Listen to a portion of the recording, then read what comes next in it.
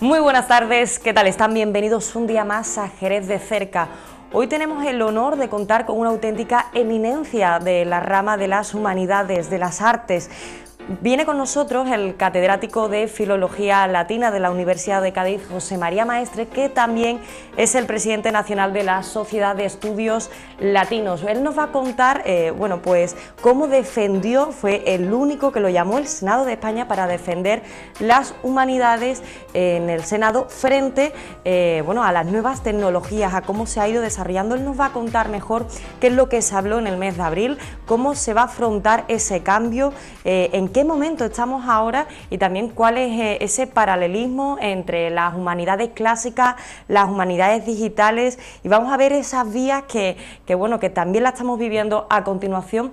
Y la pregunta que yo creo que todos los que hemos estudiado las letras, como comúnmente se les suelen llamar, nos la hacemos. ¿Por qué los colegios, los centros escolares apuestan tanto por la ciencia, incentivan tanto a los alumnos para que se metan en carreras de ciencia y las letras las dejan a un lado por completo? Y lo vemos sin ir más lejos cuando tenemos que hablar de latín y griego, que cada vez podemos tener esa opción, ya no la tenemos incluso, o por ejemplo con historia del arte, que también pasa bastante frecuente, ¿no? Con frecuencia. Bueno, ya le damos la bienvenida a José María. Muy buenas, ¿qué tal, José María? Buenas tardes y muchísimas gracias por la entrevista. Vaya por delante. Es un auténtico honor y placer contar con usted aquí en nuestro plató para hablar de este tema tan importante. Vamos a poner... ¿sí? En eso es que es muy importante, en eso lleva totalmente la razón.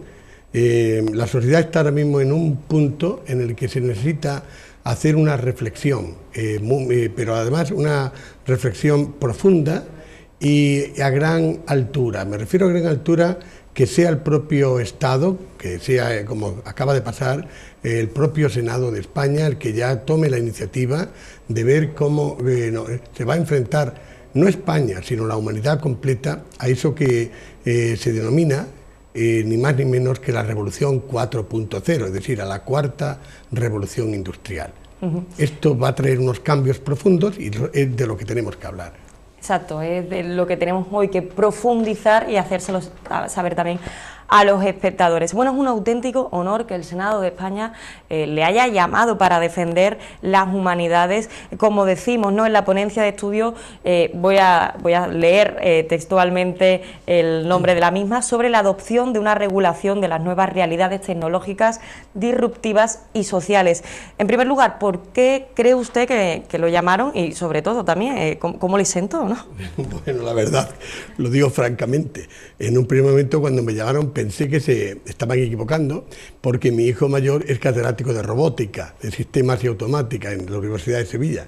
Y entonces cuando me hablaban de inteligencia artificial pensé que se estaban refiriendo a mi hijo, Pepe. De pronto me dicen, no. Mire, espere un segundo que vamos a consultar una cosa, porque con el lío de catedráticos de la casa más vale hacerlo. Y me dicen, necesitamos al experto en humanismo. Y le digo, caramba, pero ese soy yo. Total, ¿y qué tengo yo que ver con esto? A ver, cuéntemelo a mí. ¿Usted sabe lo que es la Revolución 4.0? Claro, en mi casa, mis dos hijos mayores son ingenieros y entonces pues esto lo tenemos muy claro. El espectador, los oyentes, tienen que saber que cuando llega el año 2016, por esta fecha aproximadamente, en Davos, Suiza, tiene lugar, como se suele hacer allí, todo el Foro Mundial de Economía, y el presidente Schwab anunció así que se acababa la tercera revolución industrial y empezaba la cuarta. Y que esto iba a traer unos cambios absolutamente profundos. Evidentemente, eso es lo que es el punto en el que nos encontramos, el momento en el que van a entrar las máquinas. Las máquinas ya han entrado.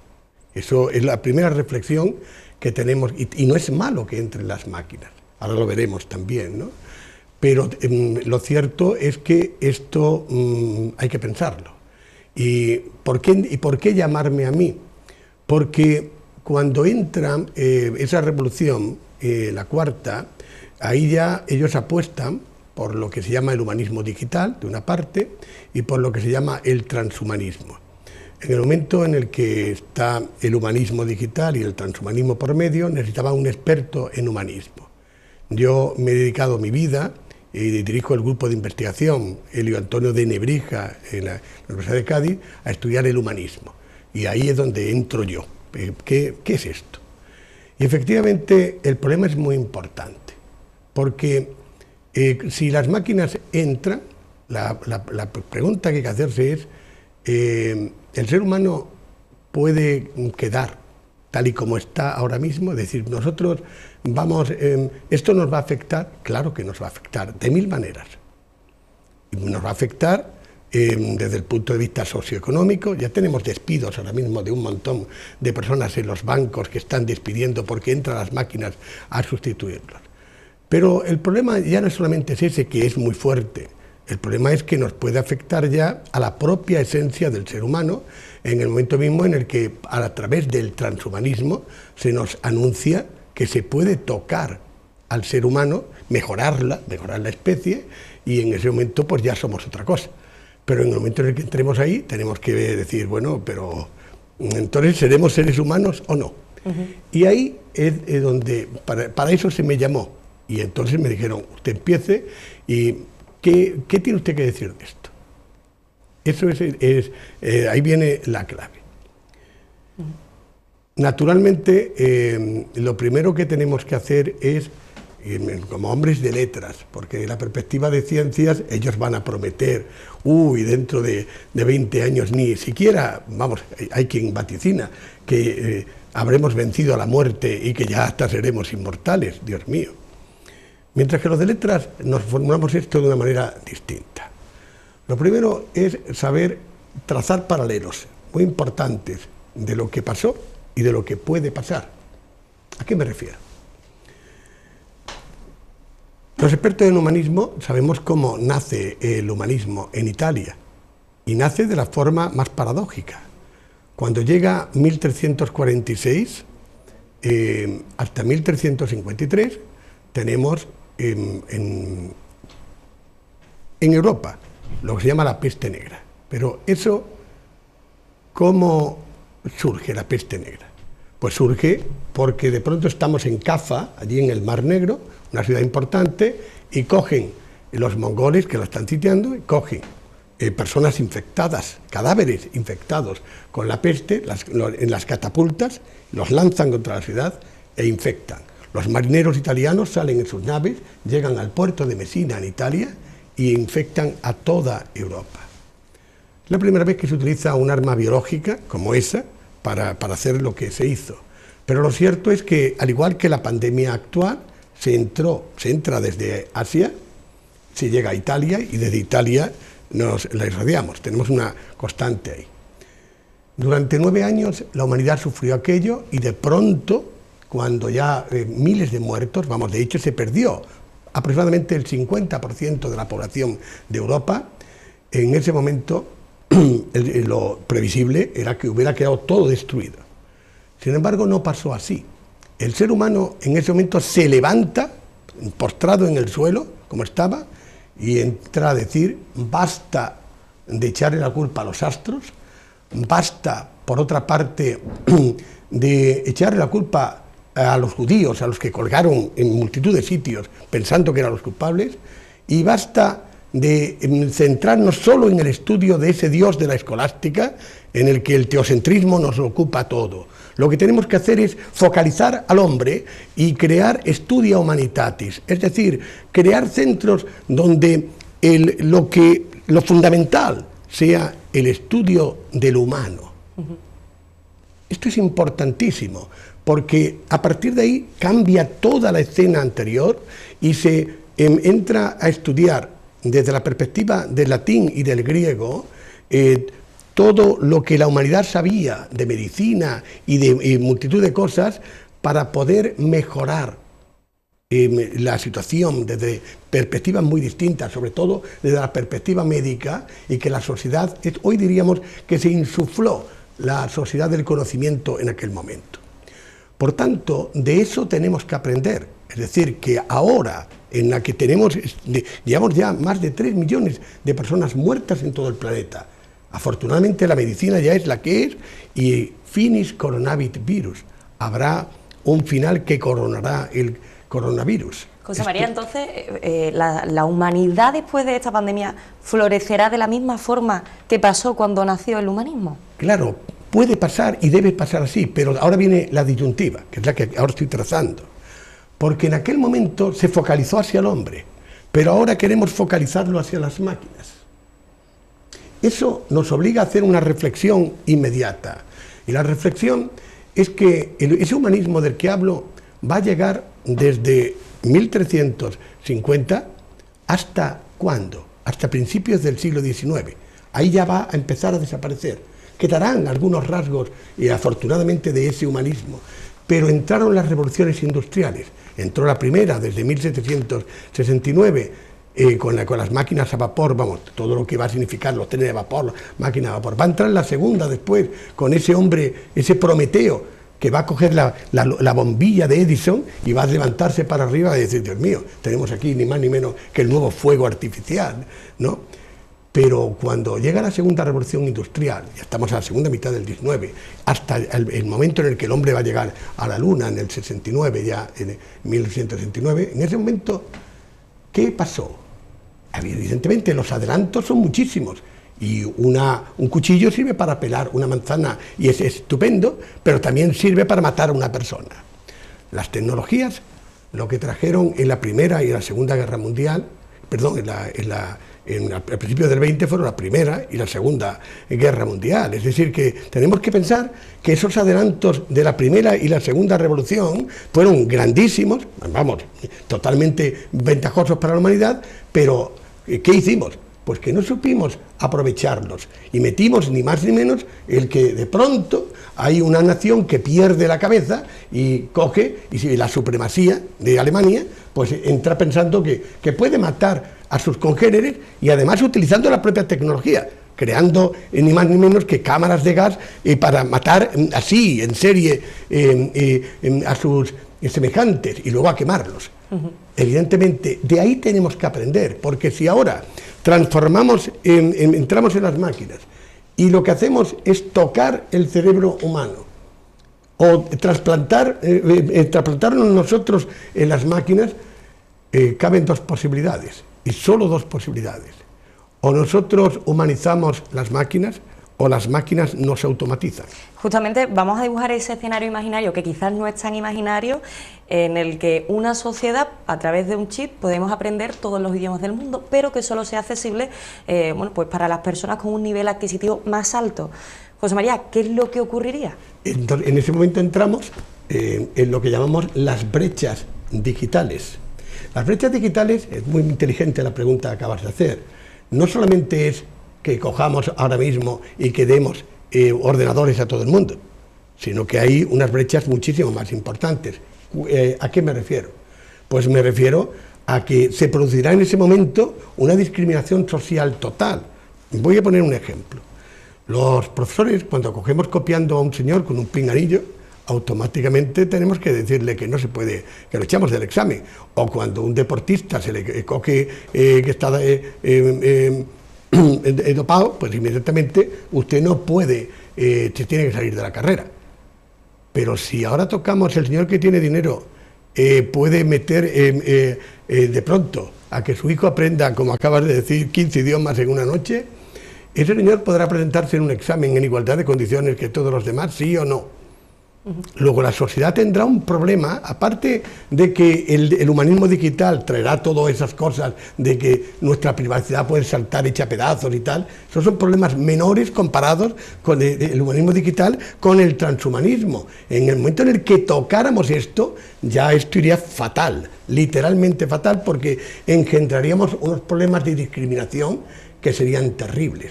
Muchísimo, esa discriminación puede llegar más lejos si decimos, se va a vencer la muerte, pero todo el mundo vencerá la muerte, este planeta superpoblado, de pronto todo el mundo, o nos vamos todos en naves espaciales para no sé dónde, porque evidentemente esto hay que preverlo. Entonces, ese es el punto en el que las letras tienen que entrar desde perspectivas completamente distintas, desde la historia, desde la educación en este momento con las brechas digitales, etcétera, a dar soluciones que más que soluciones son hacer una reflexión profunda de lo que puede pasar, porque no hacerlo es no darnos cuenta de que la historia es cíclica y que como tal habrá constantes que tendremos que analizar. José María, ¿usted ve una relación directa entre las decisiones políticas en cuanto a la cibernética y el estado actual del humanismo? Claro, es así, porque y ahí el latín, de ahí el valor del latín y del griego, en el que tanto insistimos nosotros. La palabra cibernética, lo que significa en griego, kibernao, es dirigir una nave. Aunque lo asociamos al mundo de las máquinas, pero realmente el kibernetes es el piloto de una nave. Y la palabra gobierno, gubernare, es dirigir una nave. En ambos casos es la misma palabra, aunque la gente no sabe que cibernética y gobierno son la misma palabra. Por tanto, las decisiones de unos y de otros ahora son fundamentales.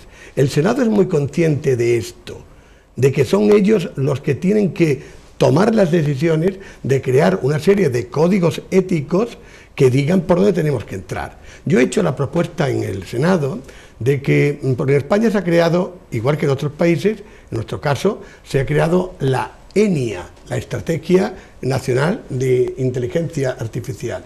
Yo he propuesto en el Senado que se cree la EMIA, la Estrategia Mundial de Inteligencia Artificial. ¿Por qué? Porque el problema no es de España. Esto que estamos diciendo ahora mismo le afecta a la humanidad totalmente. Por tanto, son los gobiernos de todo el mundo los que tienen que afrontar el ver, junto con los expertos en las tecnologías, los dirigentes de las tecnologías, los que tienen que ver ahora cómo toman decisiones para saber que eso no se nos vaya de las manos. ¿Es bueno? Sí. Esto hay que decirlo, pues es una pregunta que me hicieron en el Senado muy específicamente. ¿Usted cree que ese mundo de las máquinas puede mejorar la humanidad? Sin lugar a duda. Ahora, el problema es saber cómo tenemos que hacerlo y que no se nos vaya el invento de las manos. Y ahí lo que no podemos es deshumanizarnos. Hay que entender una cosa muy sencilla. La palabra homo, hombre, la palabra humanus, humanitas, humanidades, humanitates y humilitas, humildad, proceden todas de una misma palabra. ¿Cuál? Humus, tierra. El hombre es es un ser terrestre y lo humano se ancla en la tierra. Cuando nosotros nos despegamos de la tierra y nos creemos que somos pájaros y que podemos volar y que somos dioses, en ese momento ya perdemos la humildad. Por eso yo, en la intervención del Senado, le puse, era el día de la fundación de Roma, entré con el título de Homo non Deus es machina, es decir, que al igual que en las comedias y las tragedias de la antigüedad greco-romana, donde en el momento complicado, en el peor, lo que baja en el escenario es un hombre disfrazado de Dios que va a solucionar el problema. Cuando lleguen los problemas a los que me estoy refiriendo con esas máquinas, lo que tiene que bajar es no un hombre que se crea un Dios, que porque estará disfrazado de Dios, pero no será, por mucha supremacía que crea que tiene, realmente es un hombre. Lo que tiene que bajar es el verdadero hombre con sus valores humanos e impregnar de esos valores a las máquinas y que todas las decisiones que tome esas máquinas tienen que tomarlas a través de la propia criba del ser humano. Si esto no se hace así, la humanidad estaría en un problema, pero absolutamente claro. Pero, José María, ¿entonces tiene utilidad real para el hombre de a pie las humanidades clásicas en la actualidad? Por supuesto. Vamos a ver, nosotros ahora mismo, para empezar, como dice mi maestro Juan Gil, lo que hacemos es que hablamos latín transformado. ¿Cierto? Ahora mismo nuestro diálogo, hablamos español, pero eso, para empezar, esto es un latín transformado. Y conocer esto que acabo de decir de homo, de cibernética, de dónde viene, esto te amuebla bien el propio raciocinio y la propia argumentación para poder saber qué estás diciendo, etc. Esto es tan así que en las empresas actuales, en las grandes empresas mundiales, lo que se buscan en los grandes ejecutivos son dos tipos de personas hoy actualmente. Profesionales de las clásicas, del latín y del griego, y profesionales de la filosofía. Hay que entender que la filosofía nace en Grecia y luego la va a desarrollar en Roma, pero en ambos casos está el latín y el griego por medio. Y el pensamiento procede de ahí, de la antigua Grecia y de esa Roma que lo va a traer. Entonces, para el ciudadano, aunque no nos demos cuenta, nosotros, la cultura clásica que nos impregna es absoluta. Entonces, el gobierno, en este caso de España, tiene que ser consciente de que eso no lo podemos perder, si no dejaríamos de ser lo que somos. De ahí que las sociedades en las que yo estoy, o sea, Estudios Latinos, el Instituto de Estudios Humanísticos que dirijo, Estudios Clásicos, la presencia en Cádiz, es decir, todos nosotros ahora mismo tenemos un objetivo, y ese objetivo es muy sencillo: hacer que la UNESCO declare el griego, el latín y la cultura clásica patrimonio cultural inmaterial de la humanidad. Eso no lo pediríamos si no tenemos claro porque no solamente esto afecta a España, estamos ahora mismo en distintos países trabajando, tanto europeos como del nuevo orbe de América, y todos tenemos absolutamente claro que nuestra forma de ser, de trabajar, eso procede de la antigua Grecia y de la antigua Roma, y eso hay que preservarlo. Pues ya nos quedamos sin tiempo, nos encantaría seguir hablando. José María, una última pregunta. El próximo día 11 se va a reunir con el consejero de Educación de la Junta de Andalucía. ¿Qué temas va a tratar?